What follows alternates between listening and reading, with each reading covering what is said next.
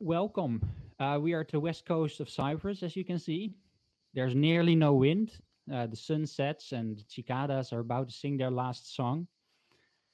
This is the archaeological site of Palloures, the Chalcolithic village. And I'm going to take you on a tour to the largest building we have excavated here. So from Victor's presentation, you already know that we usually divide the excavated areas into two neighborhoods, north and south. The south yielded many normal-sized buildings, while the north yielded some small and some very, very large buildings, including what we call Building 1. So please follow me to this entrance of the building.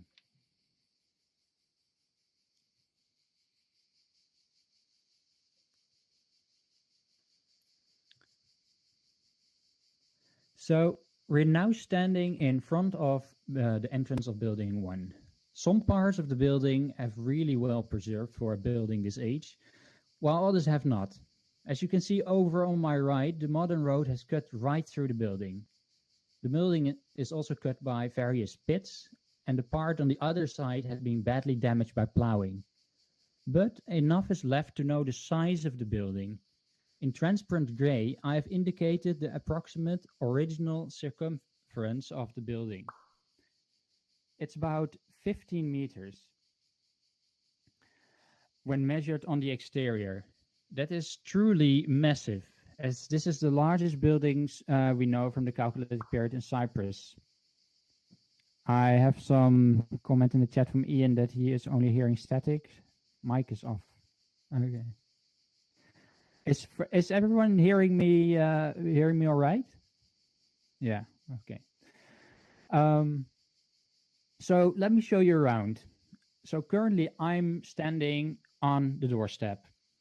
The original width of the doorway is not certain, but it is at least 1 and possibly 1.5 meters wide. Around the corner here, we found a perforated stone, which held the post for the door, also present here as a reconstructed feature. As you can see, it's a few decimeters away from the corner of the doorway. This made the door better protected against intruders and the weather. Like the circumference, the width of the wall is also much larger than any other building we excavated. It measures about 1 meter. In fact, what we see here is just the wall base, built with large, flat stones. Not enough stones are found to reconstruct on an entire stone building, so we can be fairly certain that on top of this base, the wall was constructed out of beaten earth or mud brick. The stone base formed the insulation against water rising from the soil and rain splashing against the roof, the foot of the wall. So please follow me a little bit more around the corner, where I placed 2 pictures. Here, just above the stone that held the doorpost, called the pivot stone, we found something very special. Placed inside the wall, there was a deposition of a group of large flint scrapers made of the prized black money flint. You can see the detail of this excavation context on the right of the 2 photos I placed here. Right-click to enlarge a photo and scroll to zoom so you can inspect what's on the photo. The left photo, on the other hand, shows the clean scrapers. Scrapers were commonly used to clean hides. But microscopic analysis has shown that these objects were never used. We think that they were deposited here as votive offerings, related to the end of the first use phase or the start of the next. So this teaches us one other important fact about the history of Building 1, about which it had 2 phases, about which I will tell you more in a bit. But first, follow me a short distance along the wall to this curious feature over here. It's a very unusual piece of construction material. It's not a regular stone. It's in fact a mortar, originally used for grinding food, embedded inside the wall. It is common to find discarded items like this being recycled as construction materials. Over to my right and for you to your left, another massive stone object. Again, it's a kind of mortar with a double dip, but with an uncertain function. However, a similar mortar was found before at the nearby site of Mosfilia and was interpreted as an olive press. The one we see here is rather damaged and may have been recycled and simply used as a post stand. Just over next to this object, you see another large stone object. It's not just a regular big flat slab, but one made of diabase, a hard, dense type of stone. Another one of these has been found near the entrance, but it is not present in the model. Most likely they were used as anvils or for grinding and polishing. So please follow me to the core of the building, which is over here.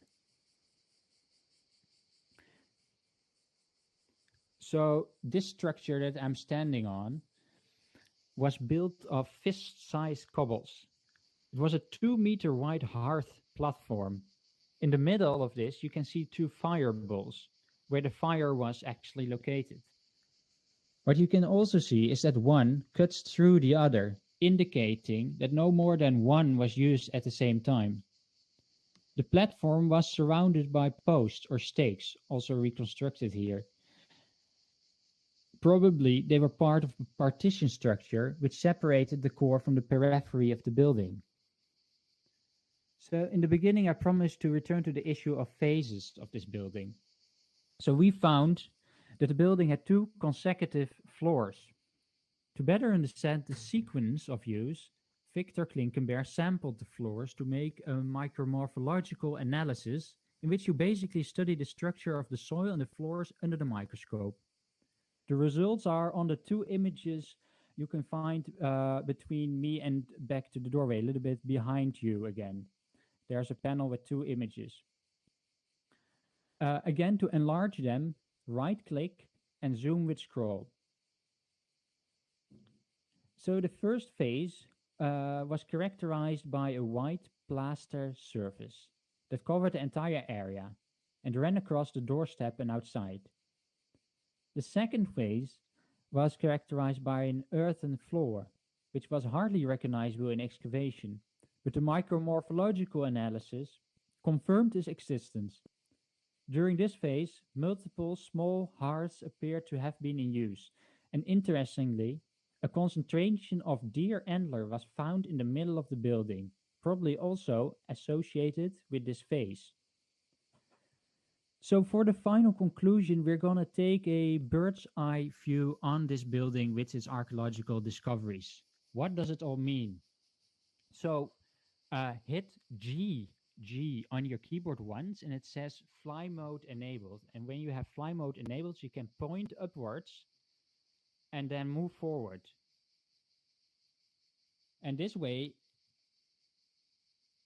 you fly up. You can also point downwards and move backwards in order to fly backwards up.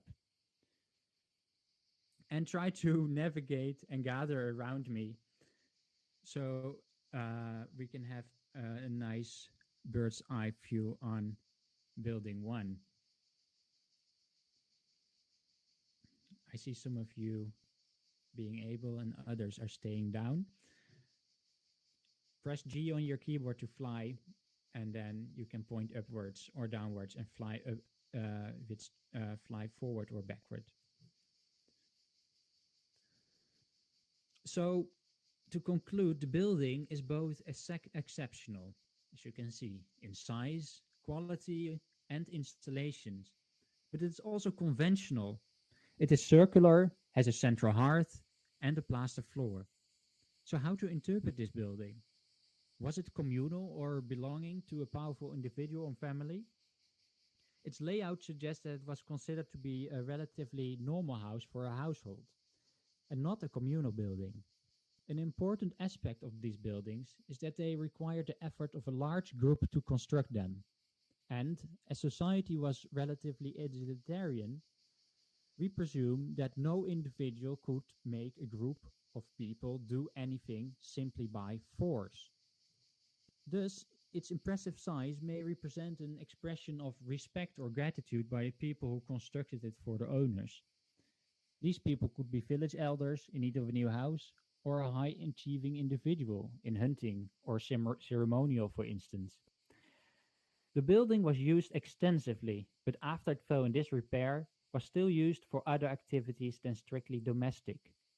The small hearths inside the building suggest that it had lost its original grandeur, and it was soon to collapse, silt up, and stay below ground for nearly 4,800 years before Building 1 was again unearthed by us.